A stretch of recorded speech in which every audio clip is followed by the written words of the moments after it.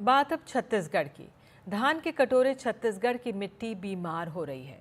मिट्टी के पोषक तत्व तेजी से घट रहे हैं, जिसकी वजह से उसमें उपजाऊ शक्ति कम हो चुकी है। पेस्टिसाइड के उपयोग से मिट्टी प्रदूषित हो रही है, किसानों की उत्पादन लागत भी बढ़ रही है। ये खुलासा रायपुर स्थित इंदिरा गांधी कृषि विश्वविद्यालय के मृदा विज्ञान विभाग की लैब टेस्टिंग रिपोर्ट में हुआ है। एक स्पेशल रिपोर्ट।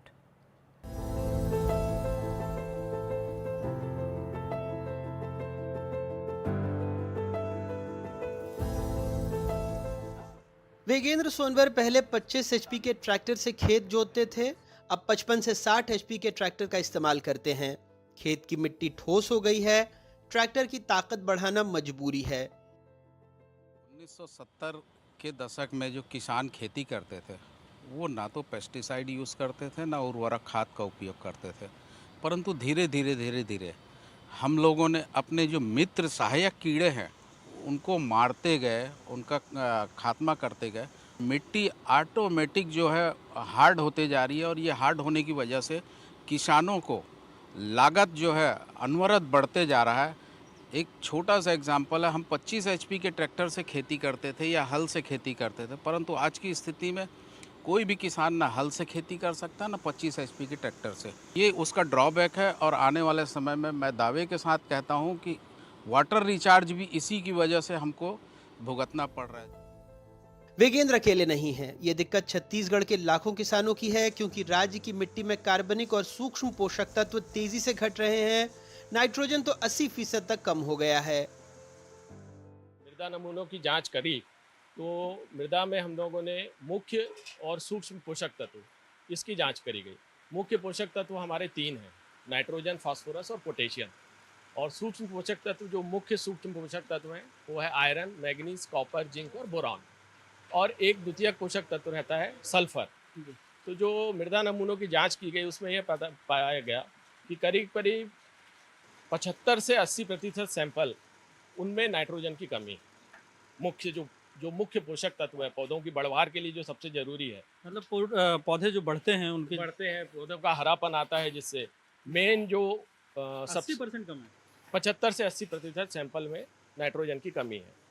उसके बाद सेकंड नंबर पर जो कमी हमको मिल रही है देखने में वो आ रही है सल्फर की। सल्फर करीब करीब 35 से 40% मृदा नमूनों में कम पाया गया, जो द्वितीयक पोषक तत्व है। और सूक्ष्म पोषक तत्वों में जिंक, वो भी करीब करीब 40% सैंपलों में कम है। इंदिरा गांधी कृषि विश्वविद्यालय ने 5000 से ज्यादा सैंपल जांचे हैं, जिसके मुताबिक मिट्टी में नाइट्रोजन 77% तक घट गया है, फास्फोरस 25% तक कम हो गया है, कार्बनिक पदार्थों में 50% तक की कमी आई है, सल्फर 35 से 40% तक कम हो गया है, जिंक की मात्रा भी 50% तक घट गई है। वैज्ञानिकों का मानना है कि जैविक खादों का उपयोग नहीं होने से दिक्कत बढ़ी है।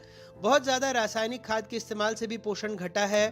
फसल कटाई के बाद पराली जलाने से सूक्ष्म जीव मर रहे हैं। कीटनाशकों के ज्यादा इस्तेमाल से मिट्टी दूषित हो रही है। साथ साथ ये जरूर हम बोलते हैं कि अगर आपके पास उपलब्ध है तो कार्बनिक खादों का उपयोग जरूर करें, जैसे गोबर की खाद हुई या हरी खाद की फसल हो गई या इवन आप वर्मी कंपोस्ट का। इनका अगर रासायनिक उर्वरकों के साथ साथ आप उपयोग करते हैं तो रासायनिक उर्वरक से जो पोषक तत्व मिलते हैं पौधों को, उनकी उपयोग क्षमता बढ़ जाती है और साथ साथ मिट्टी की गुणवत्ता भी बनी रहती है। छत्तीसगढ़ में कई तरह की मिट्टी पाई जाती है, जैसे कि काली मिट्टी, लेटराइट, लाल मिट्टी, दोमट मिट्टी, कन्हार, मटासी, डोरसा, भट्टा और कछार। छत्तीसगढ़ में पाई जाने वाली मिट्टी धान की फसल के लिए उपयुक्त होती है, इसलिए इसे धान का कटोरा कहा जाता है। राज्य में लगभग 41 लाख किसानों के पास मृदा हेल्थ कार्ड है, फिर भी मिट्टी में पोषण की कमी इस मामले में सरकारी कमजोरी की तरफ इशारा करती है।